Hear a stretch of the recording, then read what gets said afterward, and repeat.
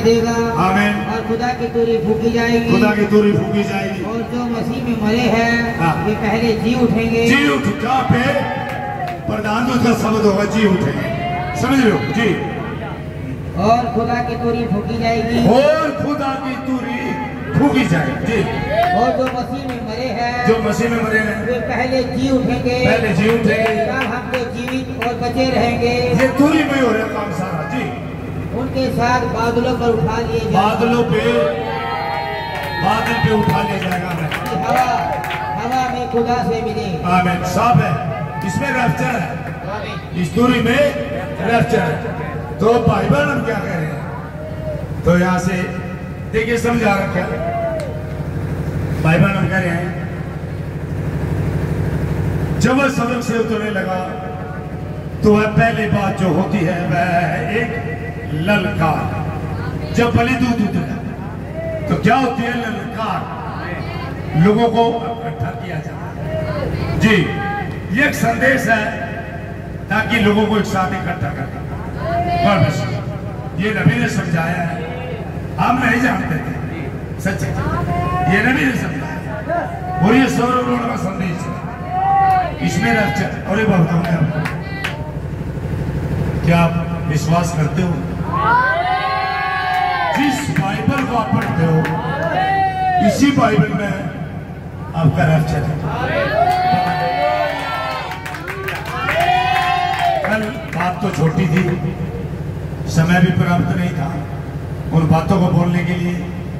जो छोटा है हिस्सा था, जो प्रभु यीशु मसीह की देह नहीं पाई थी उन लोगों ने, जो वहां ढूंढे गए थे कब्र पे, देह नहीं पाई थी, तो देह कहां गई थी, ये है बात।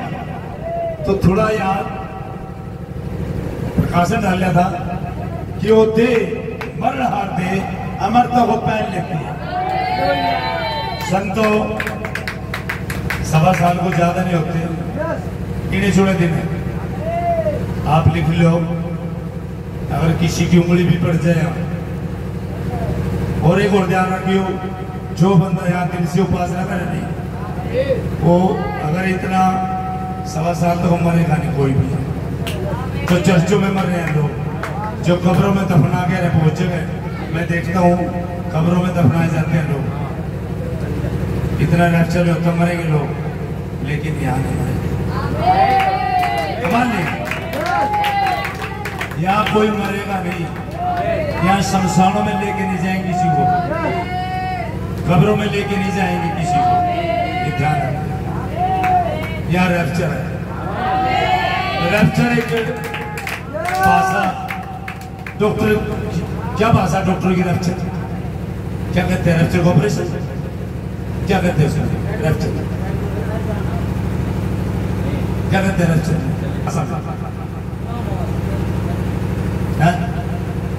कुछ है डॉक्टरी भाषा में। रैप्चर कैसा मतलब होता है? कुछ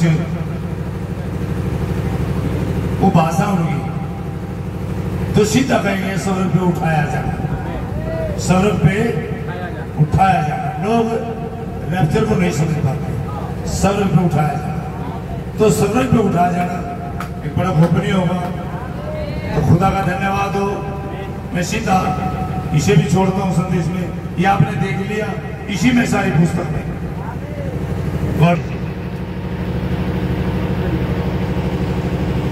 किया और 35 पढ़े,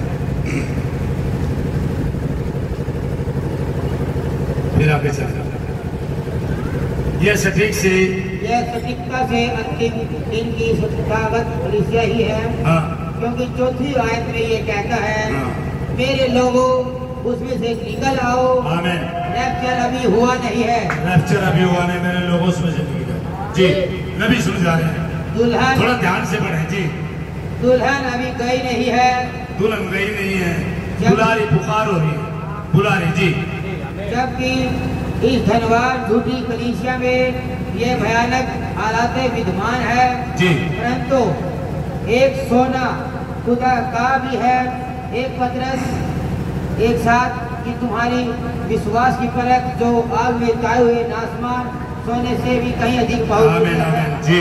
यीशु मसीह के प्रकट होने पर प्रशंसा और महिमा और आदर का आमीन। कारण ठहरे। आमीन।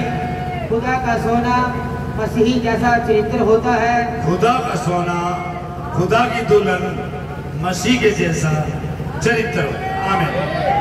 जो जी। धधकती भट्टे स्वरूप पीड़ाओं में बनता है, आमीन। यह सही किस्म का सोना है। ये अरे जो भट्टी में से निकल के आता है, जो ताया जाता है, ये सही किस्म का सोना होता है, जो खोट निकले होता है, प्योर होता है। आमीन। ये मसीह की दुल्हन है। जैसे मसीह हमारा, उसने भी पीड़ाओं से निकल के उस भट्टी में से जाना पड़ा, शरीर में हो गई पीड़ा सही, दुख सही। क्या उसमें कोई खोट था? वो तो धर्मी था, निर्दोष था। उसमें तो हमारे पाप लाते गए, हमारे लिए चढ़ा था। वो तो धर्मी था, उसे भी जाना पड़ा। तो एक दुल्हन को भी ऐसे ही पर क्या जाना है। आमीन। बढ़ता भी। परंतु चर्च के पास आज किस किस्म का सोना है? जी। उसके पास तो बस वही सांसारिक सोना है जो नाशवान है। जी। वह तो धनी है, वह आत्म संतुष्ट है।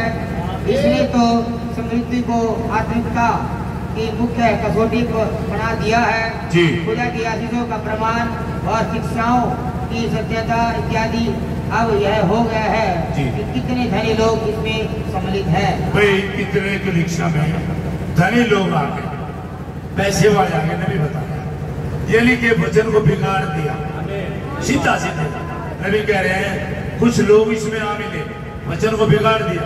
अब क्या कह रहे हैं नबी? आपके लिए भला होगा। आपके लिए कह रहे हैं, आपके लिए जो इसको जिसका कान हो सुन ले।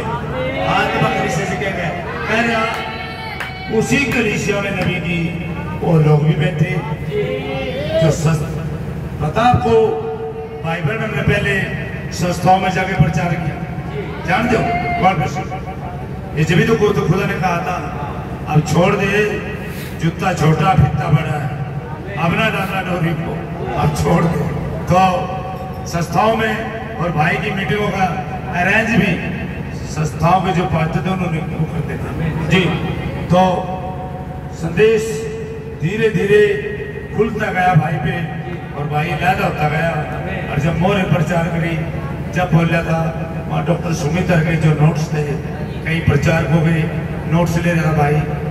और जब दूध आया ठीक 12 बजे, अन्यथा अनंत हो गया होता अगर दूध नहीं आता, क्योंकि भाई अपना एक विचार लेके जा रहा था। 20 मिनट में कह रहा था मैं 7 मोहरों का प्रचार करने की सोच रहा।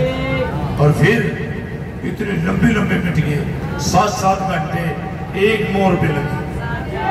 क्या 20 मिनट तो दूध आ गया, बस वो दूध ने जो बोला बस मैं बोलता चला गया जो दूध ने मैंने नहीं कहा। जी। तो आप समझते हैं चीजों को। तो नबी बहुत बड़ा अनुभव था भाई का, बहुत बड़ा। तो संस्थाओं के लोगों को बैठते थे कलीसिया में ही, तो प्रचार करता था। तो क्या कह रहा, कुछ लोग थे जो सुनने वाले थे, पता था नबी को भी। तो कई बार एक दिन एक मीटिंग में क्या हुआ, बाइबल में की ओ पिलर ऑफ फायर, महान खुदा, जिंदा खुदा जा रहा था। और नबी कसमा कसमे आ गए। और नबी ने कहा प्रभु क्या थोड़े लोग हैं जो बचाए जाए? ये सभी बर्बाद हो गए। तो नबी ने, सभी जानते थे, नबी ने पता है कितने लोग बचाए जाए, थोड़े लोग। तो नबी से सवाल पूछते थे, भैया कौन कौन बचाए जाए? भैया क्या कहते थे? सभी। कभी ये नहीं कहा तुम नहीं बचाए जाए। भैया किसी का हौसला नहीं तोड़ते। भैया को पता था वो दूध किस चीज के पास जाता था।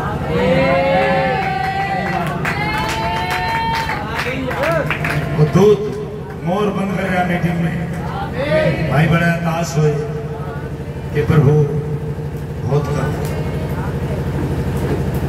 बहुत कर।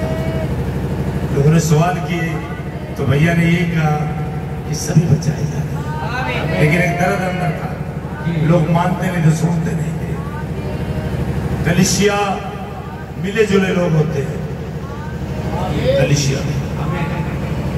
कलीसिया में से दुल्हन है, कलीसिया में से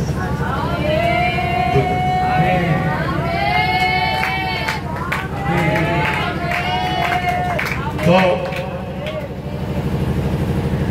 जो दूत भाई प्रणव की मीटिंग में फिरता था, जो वहां होता था, जो लोगों को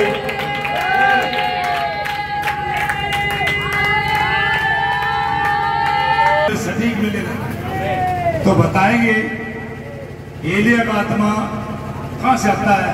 जब वो आया था तो कहां से आया था, वो बड़ी दूर से आया था। एलिया का आत्मा, एलिया के ऊपर आत्मा कहां से आया था? इतना एलिया का आत्मा अलग आत्मा था, सबको पता ना। एलिया का आत्मा अलग आत्मा पता है। जो ऐसा यहाँ पे आत्मा था, एलिया का आत्मा फर्क था, पता है। अच्छा बताओ क्या फर्क है? कोई बताए? एलिया, ये एलिया के अंदर कौन सा आत्मा था? कोई बताए? अगले बताए, कोई बताए? जी भैया, एलियाओं के पास यहोवा यूं फरमाने वाला होता है, क्योंकि एलियाओं के कभी भी वचन नहीं चले, क्योंकि उसके पास यहोवा यूं फरमाने वाला होता है। एलिया स्पेशल होता है, आत्मा यीशु मसीह की है, यशायाह के अंदर भी और मूसा के अंदर भी, लेकिन स्पेशल क्यों है? क्योंकि ये वचन कभी विफल नहीं होता, एलिया से होते हैं।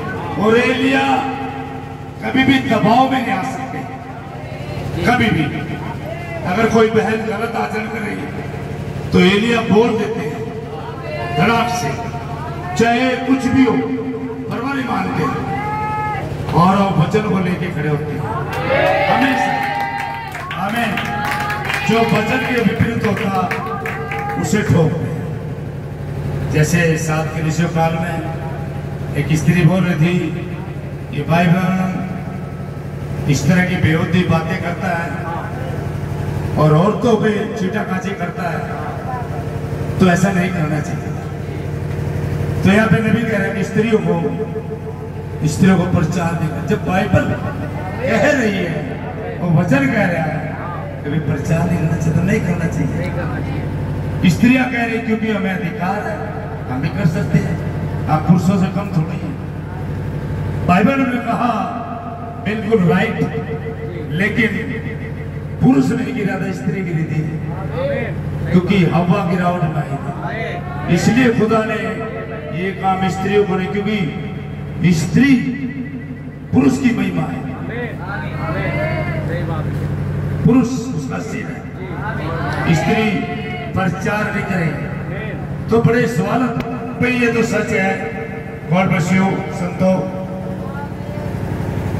मैं फिर कहता हूँ वचन को जो सटीक रख सकता है ये नहीं रख सकता।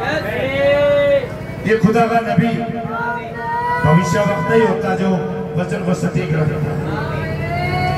कैसे इतना यहूदी भाई के पास आया, कैसे बातें करने लगा भाई बहन उनसे, क्या मूर्ति पूजक लोग बोले यस, बोले खुदा को टुकड़े करते हो आप, मूर्ति पूजक है, लेकिन ऐसा तो नहीं है। बोले आप खुदा को तोड़ मोड़ के पेश करते, बोले आप पिता पुत्र पवित्र आत्मा करके पेश करते।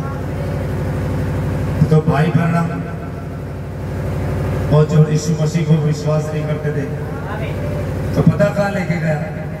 Elia. Yes, God bless you, God bless you. फटाक से दिखाया यीशु मसीह जी से तुम ग्रहण नहीं कर रहे, ये वही है। हमें बालक दिया गया, हमें बालक दिया। क्या पढ़ियो पर देखिए, पढ़ गए फटाक से। कैसा 9:6 जी। हालेलुया। क्योंकि हमारे लिए एक बालक उत्पन्न हुआ, उत्तर दिया गया है और मरहूदा उसके कांधे पर होगी और उसका नाम अद्भुत, मुक्ति करने वाला, दयामय में खुदा, अनंत काल का पिता और शांति का राजकुमार रखा जाएगा। उसकी प्रभुता। तो पढ़िया, क्या समझ में आया? क्या समझ में आया? उसे बताया वो बच्चा नहीं है, वो अनंत काल का पिता है। प्रभु तो उसके कांधे में, वही सर्वशक्तिमान एकमात्र खुदा है। क्या करे फिर यहूदी ने? रोने लगे। बोले बोल, बोले बिल्कुल सत्य, सत्य, लेकिन मैं मान नहीं सकता। क्यों? मुझे तो कहीं निकाल देंगे और मुझे और मेरे परिवार को कहीं हमें भूखा मरना पड़ेगा, इजराइली रखेंगे। नबी कह रहे इसके लिए मुझे कहीं नाले पे बैठ के कुरमुरे खाने पड़ो, मैं तैयार हूं अपने खुदा के लिए। तू बोलती क्या? तो संतो, ये फैसला सब नहीं ले सकते, सब नहीं ले सकते। God bless you.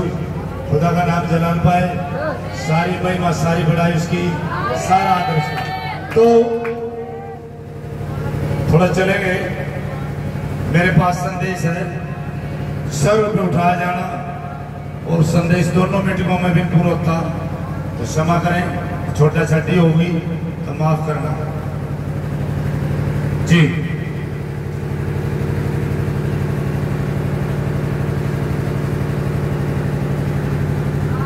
हालेलुया जी। तो इसमें नबी ने समझाया भी है, जब ललकार होगी, प्रधान दूत का शब्द होगा और दूरी फूकी जाएगी। तीनों शब्दों को बताया गया, ये लिखा बाइबल में नहीं। ललकार, प्रधान दूत का शब्द, दूरी।